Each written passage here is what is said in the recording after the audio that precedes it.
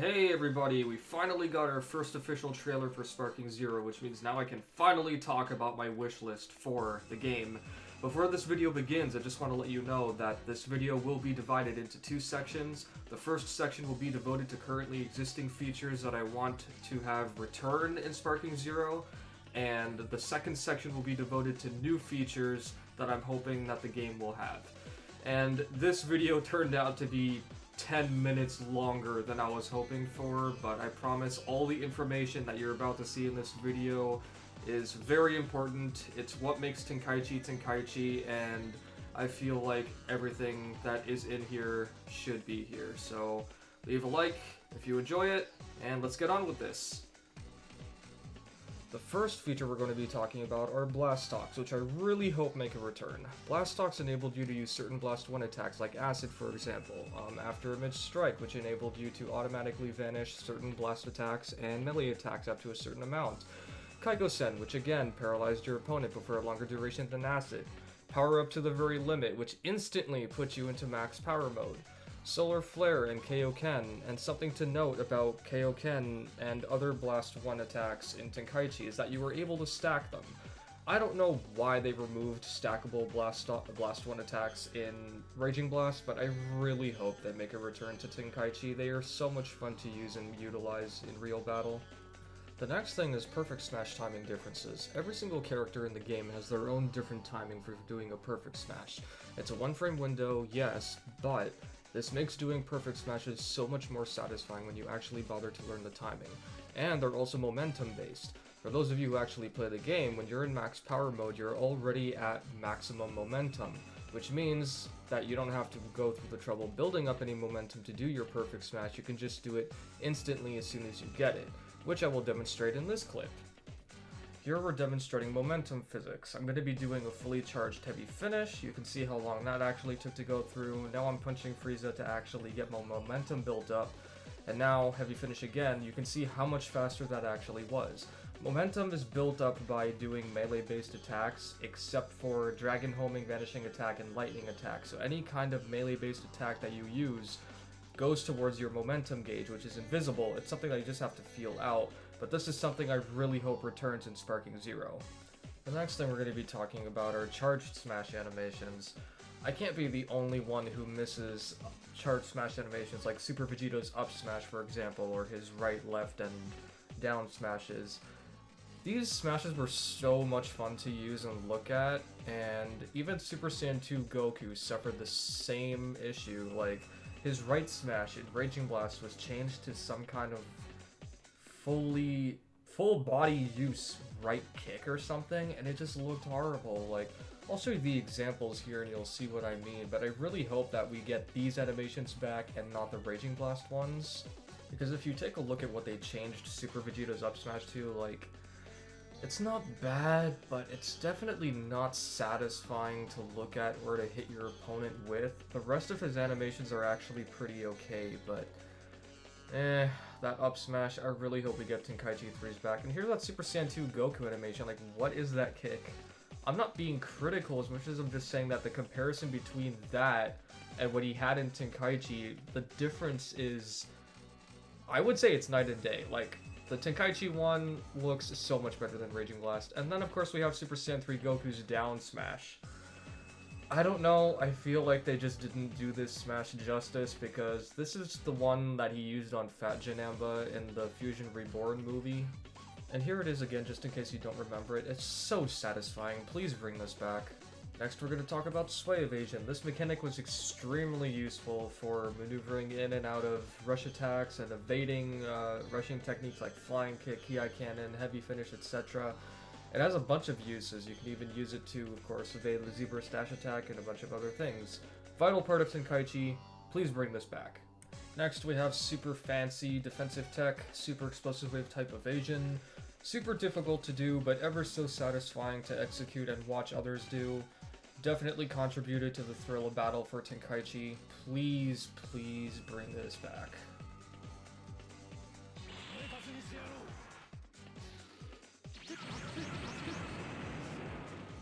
Next, we have an extremely important feature in Tenkaichi, stun barriers. Stun barriers are basically the equivalent of your opponent hitting the wall. These are what makes dash maneuvers and Dragon Dash cancels and high-speed movements, which I'll cover in a moment, possible. All of these Dragon Dash cancels, etc. are only possible because we have stun barriers present. Raging Blast 2 sort of had it, sort of didn't. We weren't really able to manipulate it much. Most of the time you needed a specific item in order to actually manipulate, or not manipulate, but catch your opponent, so hopefully, you know, doing the overhead dash, underhead dash, and my vortex dash right here, hopefully it's possible again. Please, Bandai, give us back Dragon Dash manipulation. It's going to mean so much. We need to have this back. It was such a vital part of Tenkaichi, and it still is. Please, please, please bring it back. And of course, what stun barriers open us up to are high-speed movements. Yep, I'll be playing these clips with audio just so you guys actually have an idea of how satisfying this is to see, how it is to listen to. This is one of the best mechanics in the game that make Tenkaichi such a thrill to play. Whenever you actually go max power mode and you have a character that actually has high-speed movement, these are so satisfying to do. It's just so much fun. I mean, most of the time, if you're on the casual side or if you're playing stylishly, you don't have any reason not to do this stuff. It's just so much fun. It's part of what makes Tenkaichi Tenkaichi. This has to make a return in Sparking Zero. If it doesn't, I'm gonna be so sad. So many of my friends are gonna be so upset too. There are so many patterns that you can do with high-speed movement as well, and of course you do have to catch the opponent before, you know, they fall.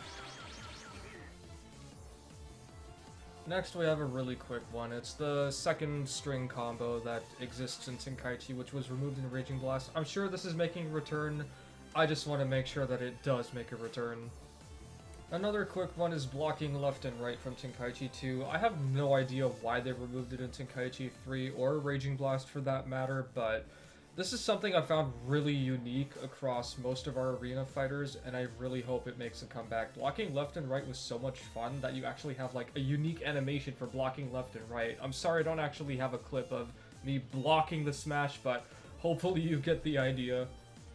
Next we have signature skills from Raging Blast 1 and 2. Signature skills are a unique ability that every character has individually, like Goku's is a forward teleporting smash. Forward smash only. Piccolo's arm reaches out and grabs the opponent, which can be blocked and vanished. Vegeta's is Galax shooting, which shoots a bunch of energy blasts, and Broly is basically a charging command grab. Now, this has been implied. Dragon Ball Sparking Zero takes the legendary gameplay of the Budokai Tenkaichi series and raises it to all new levels, each with signature abilities. So, this has already been implied that the game is going to have that. And I'm actually all for that. Like, signature skills were a great addition for Raging Blast. If Tenkaichi has it, it can turn out amazing, like it can turn out incredible. But if we're going to end up getting characters again like Android 14 or Android 15, etc., I just hope that some of our characters get more useful signature abilities again. Especially for characters like Android 19 and Nappa, because I main one of those characters, and they were both very usable in Raging Blast 2, so here's hoping that we get signature skills back again. And now that we're on the subject of Raging Blast, we can talk about customizable super attacks, which were introduced with the Raging Blast series. This is something else I really hope makes a return. Xenoverse also had customizable super attacks, a hell of a lot more than Raging Blast had, obviously, but definitely, I hope that we can get customizable super attacks, and I also really hope that they do Goku and his Spirit Bomb properly, because in Raging Blast, you had to put on an item on Goku in order to change his Spirit Bomb. So if they go the Goku early, Goku mid, Goku end route, like they did with Tenkaichi 3, in order to use Spirit Bomb, mid Spirit Bomb, whatever, Super Spirit Bomb, etc., I'm actually all for that. I kind of hope they do that again, because it'll be a really nice way to differentiate between three. So here's hoping we get customizable super attacks again. Now that we've gotten onto the subject of super attacks, I guess now I can talk about the screen darkening when using supers, and we're going to use some footage from the Sparking Zero official trailer here. Here we can see Vegeta's Gallic Gun did not cause the screen to darken, and neither did Goku's Kamehameha, so this is a great sign if the screen does not darken like it used to in Tenkaichi. It didn't in Raging Blast, so I'm glad that they removed it. I meant to put this one on earlier in the video, but free flight mechanics. Free flight mechanics are the base of flanking, semi-flanking, and other various movements in Tenkaichi, and it is a crucial part of what made Tenkaichi what it is today. Hopefully they bring this back. We haven't seen any indication of its return just yet, but I really, really hope that they do bring back free flight, so that way we can actually feel the thrill of speed and really fast combat in Tenkaichi. It's so important. I cannot emphasize this enough. And another thing we get out of movement mechanics is a technique called key poking. Key poking is a competitive tactic, but I would say it also falls under the stylish category as well, because it's awesome to watch, it's great to look at, it's so much fun to use and implement. Like, key poking is one of those mechanics that also makes Tenkaichi what it is today. So here's hoping this makes a solid return. After that, we have something small but still significant: retaining movement from a jump. In Tenkaichi, when you do a jump, you're able to shoot ki blasts. You can still move left and right. You can even descend back to the ground manually if you want to. But in Raging Blast, oh boy, you can either jump and shoot ki blasts. You can jump and do an air stall by trying to deflect ki blast. You can do a jump smash. Or you can do a jump smash, hold it, and then do a super rise, but you cannot move left or right. You can't even descend back to the ground if you want to, so I really hope they keep Tenkaichi's system. While we're still on Raging Blast, I'm going to try and cover 3 or 4 more things in a row here. What you're about to see is KOing an opponent and still being able to move.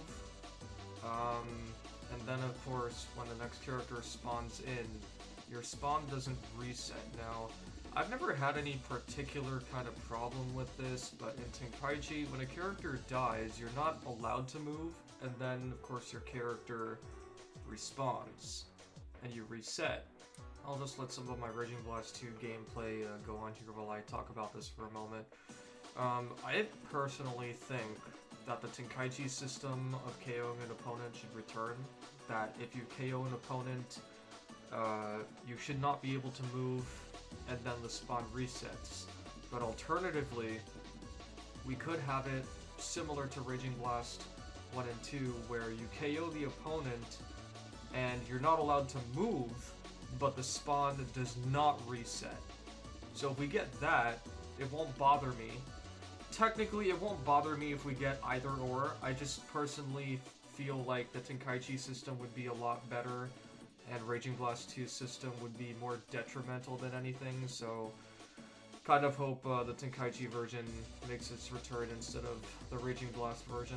Otherwise, people are just going to be getting their corpses flung all over the place by ki blasts while their opponent is still moving, and it is not a fun time. Now we're doing knockdown attacks, which were changed up a lot in Raging Blast. Knockdown attacks are basically the equivalent of giant throws in Tenkaichi, but every character has, for the most part, their own unique knockdown attack. So Goku's was a regular throw, which you could actually follow up with a vanishing attack or a dragon homing, pursuit attack 1 and 2 for the Raging Blast players. Bardock is a slam, Android 13 has his own unique slam, Vegeta has one that can go across the map, just like Majin Buu does here. And in the case of Majin Buu, some characters actually, like him, can just end up right in front of you after the successful knockdown attack. And then, of course, there's Broly's. Now, I don't really know if I want this system to return or if I want the regular giant throw system to return, because the regular giant throws, there isn't anything you can do with them besides getting off some free charge ki blasts or a dash maneuver or high-speed movement, so I'm okay with either or, but I kind of would prefer if we got the Raging Blast system, so that way every character has their own unique giant throw or knockdown attack again.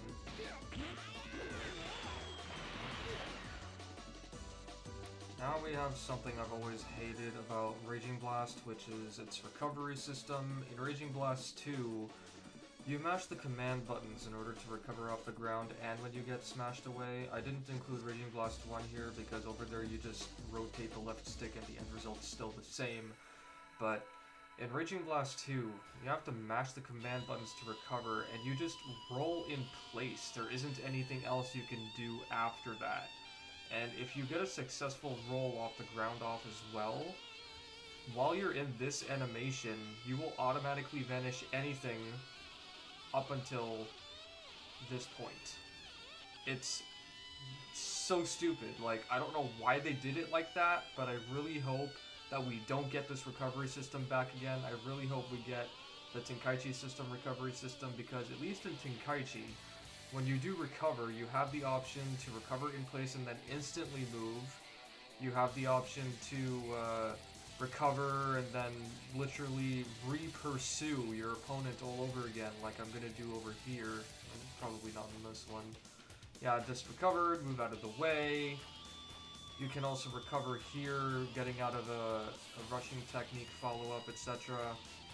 And then, of course, you can follow it up with a Dragon Dash smash again. So I hope this returns. Now I can cover something specific to do with smashes and vanishing chains. Forward smashes. Raging Blast 2 and Ultimate Tenkaichi saw the first introduction of forward smashes. I don't know why we never got them in the first place. Please, Spike, give us forward smashes, please. Because by default in Tenkaichi, whenever you did a vanishing attack, your default direction would be a down smash, which you'll see in the following Tenkaichi 3 clip in a bit. I'll let this clip play out while I talk, but there, right there, that's a default vanishing attack. I didn't enter any direction, it was a down smash by default. And whenever you're at the ceiling, you automatically do a down smash, and whenever you're at the bottom of the stage, you automatically do an up smash. But if you're at the bottom, you'll never do a down smash, and if you're at the ceiling, you'll never do an up smash.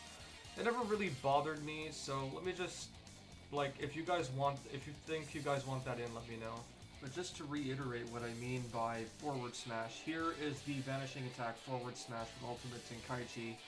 It's literally done after doing a full power smash or a perfect smash and then hitting your key button. Of course, in Ultimate Tenkaichi it had to be stupid, or make it look stupid. But this is what it looks like. This is what I hope we can eventually get back, because I don't know why they never gave it to us before. I'm sure there are many situations where forward smash can be utilized, so here's hoping they bring it back. Finally, almost closing out this section of the video. Next we have team attacks from Raging Blast 1 and 2. What team attacks are basically, if you never used them, you would have a super attack that would basically fuse with one of the characters on your team, and in order to use these, your opponent would have to be on red bar of health. They could not be on their first health bar, second, or third. They would need to be on red bar. And if you do manage to successfully land these attacks, they would do 99,999 damage. So pretty much finishing off your opponent with a really, really big ender. I've been indifferent to team attacks. I never really disliked them. I didn't like them. Some of them were actually pretty cool, like Piccolo's Special Beam Cannon with the full Nelson Stranglehold, and Goku's Spirit Ball with Krillin. But if I recall correctly, in Tenkaichi 3, Android 17 has Axel Dance as his ultimate, and then 18 has Sadistic 18, which is nothing like this move. So this is probably one of the few moves that actually benefited from team attacks. And here we have the full Nelson Special Beam Cannon. So if we get these team attacks back, cool. If we don't, it doesn't really bother me much. Alright, we're going to be closing out this section with 3 more things. All 3 will be from Tenkaichi 3 specifically. The first thing is Survival Mode. Survival Mode was a mode where you could actually fight up to 50 people, and then the mode would pretty much end. You'd pretty much just win the whole thing. But a viewer recently asked me if I could do a stream beating the world record for Survival Mode, if there even is one, and I told that viewer, and you know who you are, because you can give yourself a pat on the back for giving me the idea that I'm about to propose. There isn't actually a world record for Survival Mode, but what I am proposing is that if they bring back survival mode into Sparking Zero, that we get it with an online leaderboard so people actually can compete with each other for the best time or the world record of how many opponents are KO'd and whatnot. I think that would actually be really cool. Then we have Sim Dragon, which was, as you can see the description here, trained to become stronger than face powerful enemies and your skill will increase, etc. I think Sim Dragon would actually be a really cool addition in Sparking Zero. Now that we're on Unreal Engine 5, it would look better, it would play better. I think it would be really cool. And then we have Mission 100, where you have a bunch of different missions, probably at the amount of actually 100, that's why that number's there. And if we got Mission 100 back, I could picture Bandai giving us the opportunity to compete with other people online for the best times and world records on these fights, or see who can get the fastest time using specific characters and whatnot, so I think that would be really cool. If we get Ultimate Battle back and we get Mission 100 and Sim Dragon and Survival Mode, I think they can benefit really well in Sparking Zero. After that, we have some tech, which apparently none of my friends knew about until I told them about it. And what you're going to see, what I'm showing you right now is a heavy character like Android 16, as an example, is not able to do a proper Dragon Dash cancel like the overhead or underhead dash. But there is some tech you can use using the Z Counter 1 in order to increase your speed. See, a Dragon Homing, as you're about to see here, enables you to do an overhead Dragon Dash cancel and an underhead with heavier characters like Super Trunks, Android 19, Android 16. I tried to do it with Raccoon and Master Roshi, but they're just too freaking big. I couldn't actually get the dash off properly to make it work. But for whatever reason, or maybe it's because of the momentum that goes through the Z-counter chains, but a Dragon Homing after a Z-counter 1 chain, the Vanish chains, is faster than a regular Dragon Homing or a Dragon Dash. So if you get it here, like you'll see in slow motion, it actually enables you to get the opponent properly.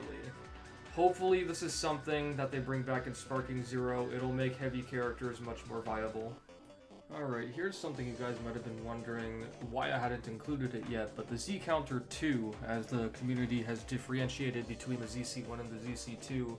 The ZC2, of course, is the one where you do the counter attack, vanish behind your opponent, and then do a smash. What I'm wondering is, if they are bringing back the ZC2, and I'm sure they are, I'm kind of wondering if it's worth their while to give us the option to change the direction of the smashes that we're using, like in Raging Blast 2, because when you do a Z counter, you're always doing the same smash. Like, it's always an up smash or it's always a down smash. You're never doing left, right. So I kind of hope they change it, or we'll see what happens. Now moving on to something I'm sure everyone enjoys about Dragon Ball Z are aerial clashes. The Tenkaichi 4 mod team did a pretty good job of implementing this into actual gameplay outside of story mode. The way that it works over here, though, is that you do a chain of 5 or 6 Z-counter 1s, and then you automatically get into the aerial clash. And that's actually not a bad idea. I think that's actually really nice. But, alternatively, I think what you could do, and you'll see it in a moment here, is that when 2 charged smashes clash, or maybe a rushing technique and a charged smash clash, you have the option to maybe, like, do a kind of quick time event, or like the Naruto Ultimate Ninja Storm series, or you would do something similar to Injustice, where you have this quick time event, and then you would choose to do like an aerial clash, or grab the opponent and slam them away, or smash them away, something like that. I think that would be a much better system than what was implemented by the Tenkaichi 4 mod team. Not talking any smack to them, it's just, I think it would be like a real option to have, is having smashes clash like this and then get into an aerial clash of sorts. I think that would be a really cool option, and I think everyone would enjoy that. But you guys let me know what you think in the comments below as we move on to the final part of this section. And my goodness, we are 24 minutes into this video. I am so sorry. I did not mean for this video to be this long, but If you've been liking everything I've been showing so far, please do consider leaving a like, and if you're new here, maybe hit that subscribe button. And let's continue. So to wrap up this section of the video, the last thing we're going to be talking about is guard crushes. Guard crushes happen to a character when you get your guard crushed, and you have no key bars whatsoever to recover or take the hit with. Some characters can get guard crushed up to 1 key gauge, some up to 2, and some even up to 3. It is definitely a way of making the player make sure that they have key bars, so it doesn't really bother me if it doesn't return, but I personally think it should. Okay, now finally we can get onto the second section of this video, and the very first thing that I'm going to be showing here as an idea is grab collisions. I couldn't really find any other clips of, characters in the anime getting in a hand clash like this, so this was the only clip that I could find, or could at least bother to find, so I'm just going to let the whole clip play out. But what I propose as an idea is, what if 2 grabs collide mid-battle, and then you have some kind of QTE that you have to go through, and then you could either send the opponent flying or slam them into the ground or something like that, similar to what's about to happen here. You'll see Goku and Cell having a skirmish here, and then Goku actually ends up sending Cell flying in a moment. So I think a grab collision would be a really cool idea. You could either have it QTE based or something like that, and yeah, I think that would be really cool. Let me know what you guys think in the comments as we move on to the next thing. For this new idea, first I'm going to show you how far the lift strike actually sends an opponent, because the new idea that I have for this one is whenever an opponent is dragon dashing at you or using a target rush and you manage to hit the opponent with a lift strike or a ground slash, take a look at how much farther it sends them. It sends them that far, so if you can get like a special attack follow-up from a lift strike or a ground slash on an enemy that was in dragon dash or target rush, I think that would be neat. Next we have something I've already spoken about in my Sparking Zero stream, stage transitions. Something I've been wanting in our arena fighters for a long time. Apparently Budokai had it. I never really saw those as stage transitions though. Fighters did it pretty well. And I had never played Jump Force enough to know that Jump Force had stage transitions. I searched this up, I found this clip. If the person who owns this clip actually watches this, I'm sorry I did not ask for your permission beforehand for using these clips, but I have given you credit, so I hope that's enough. But if we can get stage transitions like these, I think that would be sick. In Tenkaichi 3, one of the stages you can see in the distance either the rocky area or the glacier stage, so like I don't see a reason why we can't get actual stage transitions now that it exists in fighters and it had existed in Jump Force. For this next one, I don't have any actual gameplay footage, so I'm just going to put some of my old Smash Ultimate footage over this. The idea is training a CPU very similar to how you can train an amiibo in Smash Ultimate, and I think that would be a really cool feature to have for our Dragon Ball games, especially for Sparking Zero, because as someone who's stranded and doesn't actually have the luxury of playing local people offline, I think it would be really cool if I were able to train an AI and actually just have my friends download it and be able to play it. I think that would be a really cool idea.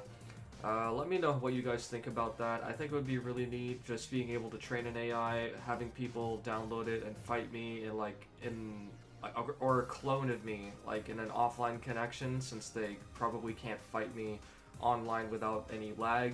So let me know in the comment section what you guys think about that.